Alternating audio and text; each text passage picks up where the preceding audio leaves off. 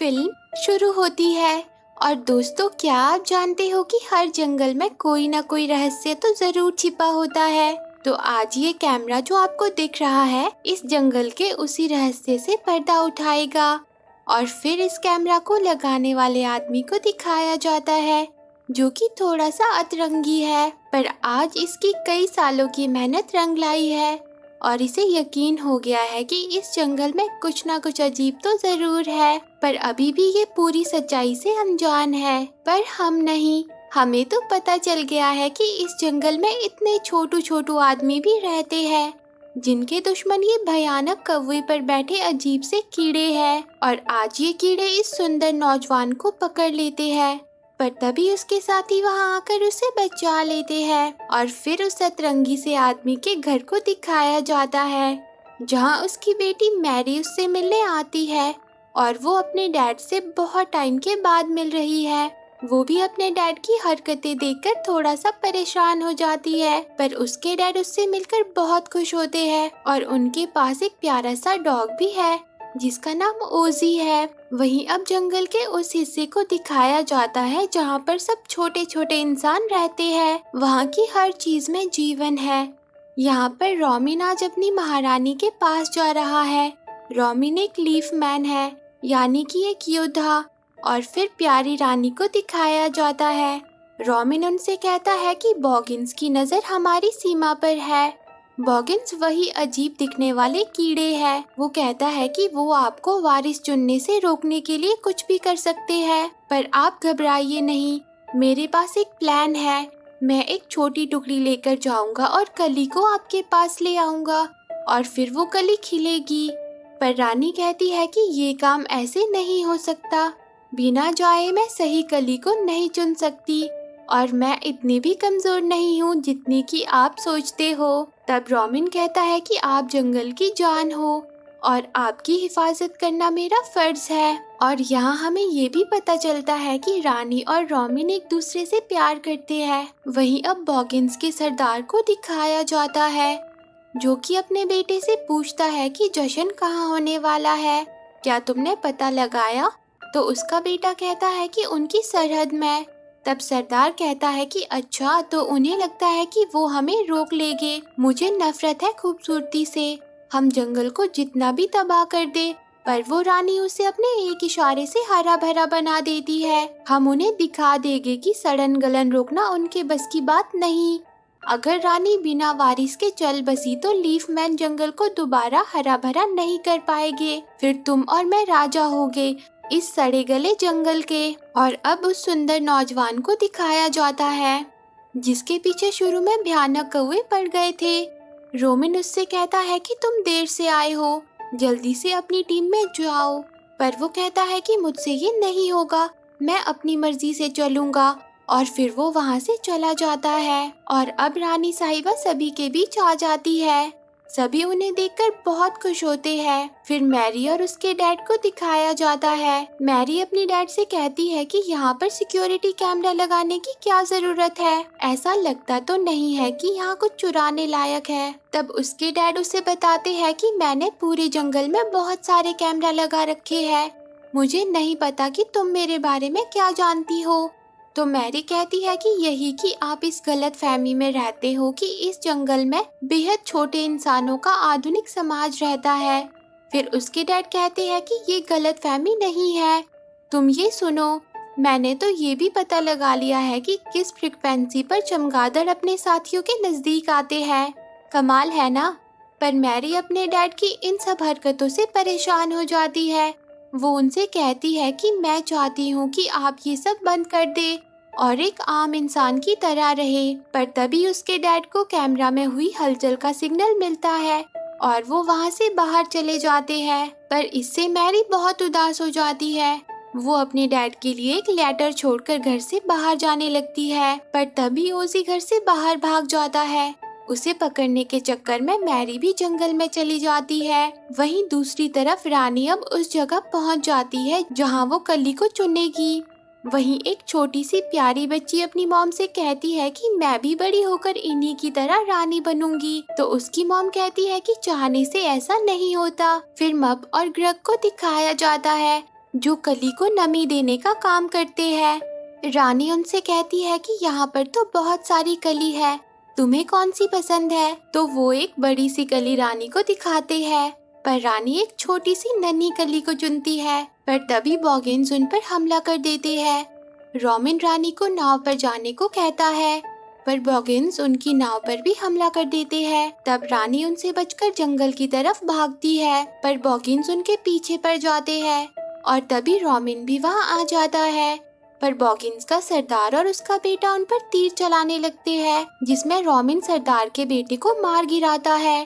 पर रानी को भी तीर लग जाता है और वो नीचे गिर जाती है और उन्हें गिरते हुए मैरी देख लेती है। मैरी उन्हें देखकर हैरान हो जाती है। रानी कली को चूमकर मैरी को दे देती है और उसे पकड़ते ही मैरी भी एक छोटे इंसान में बदल जाती है। वो भागकर रानी के पास जाती है। रानी उससे कहती है कि इस कली को नीम ग्लू तक पहुंचा दो, ये कली जंगल की जान है।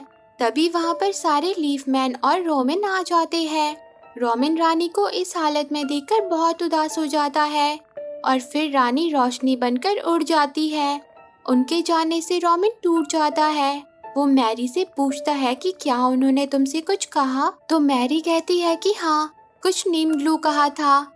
रोमिन अपने साथियों से कहता है कि तुम वापस जाओ और सबकी हिफाजत करो, मैं कली को लेकर नीम ग्लू जाता हूँ। पर तभी मैरी कहती है कि मुझे बड़ा कर दो, मुझे मेरे घर जाना है। तो रोमिन कहता है कि मैं तुम्हें बड़ा नहीं कर सकता, शायद नीम ग्लू इसमें तुम्हारी कुछ मदद कर दे। तभी मब और ग्रग भी वहाँ आ जाते हैं। वो कहते हैं कि हम कली को नमी देते हैं, हमारे बिना वो मुरझा जाएगी।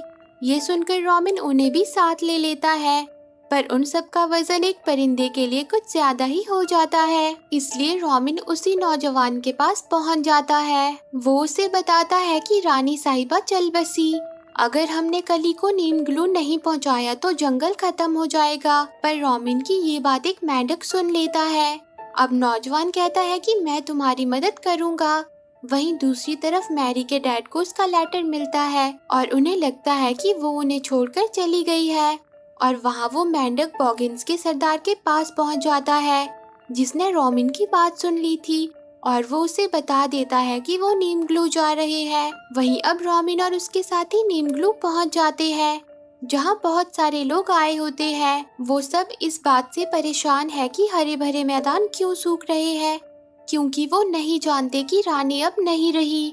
वो नीम ग्लू से इस बात का जवाब मांगने वहाँ आए हैं। फिर नीम ग्लू सबके सामने आ जाता है। वो सबको अपनी बातों से खुश कर देता है, पर तभी उसे पता चल जाता है कि रानी अब नहीं रही। वो ये बात सबसे छुपा लेता है और तभी रोमिन उसके पास आ जाता है। नीम ग्लू उससे कहता है कि हमें शाही कली की रक्षा करनी होगी। तब मैरी कहती है कि रानी ने इसे तुम्हारे पास लाने को कहा था।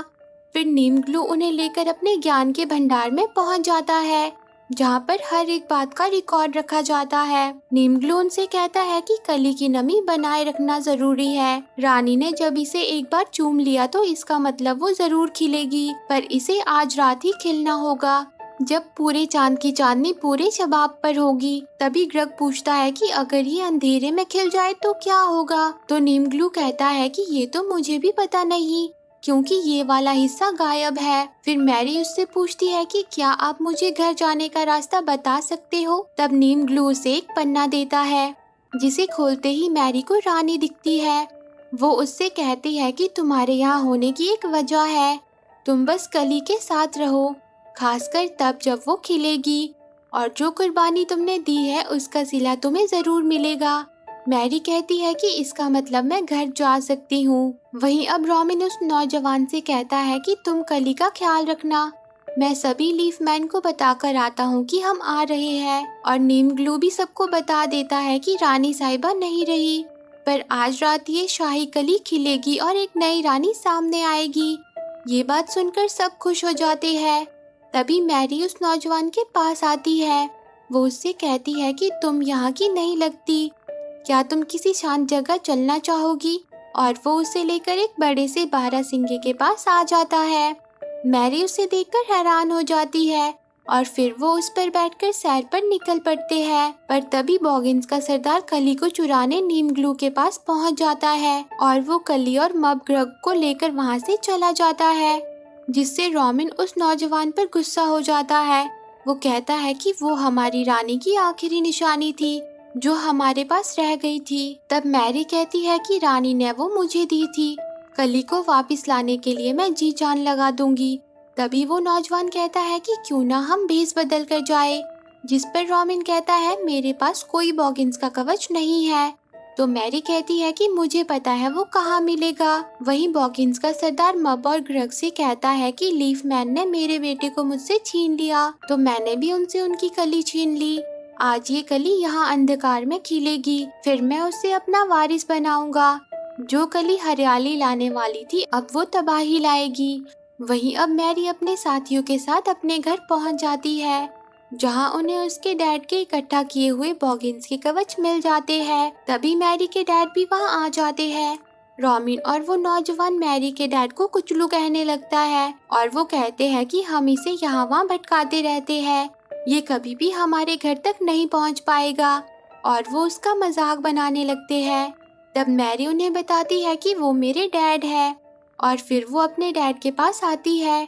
उसके डैड उसे बहुत याद कर रहे होते हैं। फिर वो किसी तरह अपने डैड के सामने आ जाती है, पर उसे देखकर उसके डैड बेहोश हो जाते हैं। फिर मैरी अपने डैड से कहती है कि मैं जल्दी वापस आ जाऊंगी डैड, मैं वादा करती हूँ। फिर वो अपने डैड के लिए एक हिंट छोड़ती है और वहाँ से चली जाती है, और वो तीनों बॉगिन्स के अड्डे में पहुँच जाते हैं। वहाँ पर रॉबिन बॉगिन्स को उलझाने का काम करता है, और मैरी और वो नौजवान तब तक मब और ग्रग के पास पहुंचकर कली को लेकर वहां से निकल जाते हैं। पर रॉबिन बॉगिन्स के बीच ही फंस जाता है, जिससे वो नौजवान उदास हो जाता है। फिर वो रानी के महल मूनलैंड पहुंच जाते हैं, जहां नीम ग्लू कली को उसकी सही जगह पर रख देता है और चांद की रोशनी उस पर पड़ने लगती है और वो खिलने लगती है। पर तभी बहुत सारे चमगादड़ वहां आ जाते हैं। बॉगिन्स का सरदार उन सबको इकट्ठा करके कली पर अंधेरा फैला देता है, जिससे कली सिकुड़ने लगती है। नौजवान और सारे लीफमैन उनसे लड़ने के लिए निकल पड़ते हैं। मैरी भी उनकी मदद करने के लिए जाने लगती है, पर तभी नीम ग्लू उसे रोककर कहता है कि ऐसा कौन है जो अनजान दुनिया के लिए अपना सब कुछ कुर्बान कर देगा। तब मैरी कहती है कि मेरे डैड ऐसा करते हैं, और वो अपने डैड को लाने निकल पड़ती है। वहीं उसके डैड को भी अब होश आ जाता है और उन्हें वो क्लू दिख जाता है जो मैरी ने उनके लिए रखा था। वो भी मैरी को ढूंढते हुए जंगल में पहुंच जाते हैं, जहां मैरी उनके पास आ जाती है। वो उनसे कहती है कि डैड आप सही थे, मुझे माफ कर दीजिए, लीफमैन सच में है, उन्हें आपकी मदद चाहिए, मेरे पीछे आओ। वहीं बॉगिन्स का सरदार कली के पास पहुंच जाता है, पर तभी वहां रॉबिन आ जाता है। वो काफी जख्मी होता है, पर फिर भी वो उससे लड़ पड़ता है। मैरी भी अपने डैड को लेकर वहां आ जाती है, और वो अपने डैड के फोन से चमगादड़ों को बुलाने वाली फ्रीक्वेंसी चला देती है और अपने डैड को भागने को कहती है, जिसके बाद सारे चमगादड़ चांद के सामने से हटकर उनके पीछे पड़ जाते हैं। पर इस बीच मैरी पक्षी से नीचे गिर जाती है। वहीं अब कली खिलने लगती है और बॉगिन्स के सरदार को रॉबिन और वो नौजवान उसकी ही गलन में फंसा देते हैं। कली के खिलने से सब खुश हो जाते हैं और वो कली रानी में बदलकर उस प्यारी बच्ची में समा जाती है, जो बड़ी होकर रानी बनना चाहती थी, और आज वो सच में रानी बन जाती है। सब उसके सामने झुककर उसे सम्मान देते हैं। तभी वहाँ मैरी भी आ जाती है। वो कहती है कि शायद घर लौटने का मौका हाथ से निकल गया, जिस पर नौजवान कहता है कि मुझे इस बात का अफसोस नहीं है। पर तभी नन्ही रानी उसे उसकी दुनिया में वापस भेजने लगती है, पर मैरी को उस नौजवान को छोड़कर जाने का दुख होता है। पर आखिरकार वो बड़ी होकर अपने डैड के पास पहुंच जाती है, और अब वो और उसके डैड मिलकर लीफमैन की चीजों पर काम करते हैं। और वो सुंदर नौजवान अब भी मैरी से मिलने आता है, वो भी कैमरा पर, क्योंकि वो दोनों एक दूसरे से प्यार करते हैं। और आज मैरी उससे मिलने के लिए अपने डैड को भी ले जाती है। और इसी के साथ ये मूवी एंड हो जाती है। तो दोस्तों, आपको ये मूवी कैसी लगी कमेंट करके जरूर बताना, और रोज ऐसी ही प्यारी प्यारी मूवी देखने के लिए मेरे चैनल को जरूर सब्सक्राइब करना। जी हाँ, सही सुना, मैं आपके लिए रोज एक प्यारी सी मूवी लेकर आऊंगी। ताकि मेरा मेरे दोस्तों के साथ प्यार बना रहे। Thanks for watching.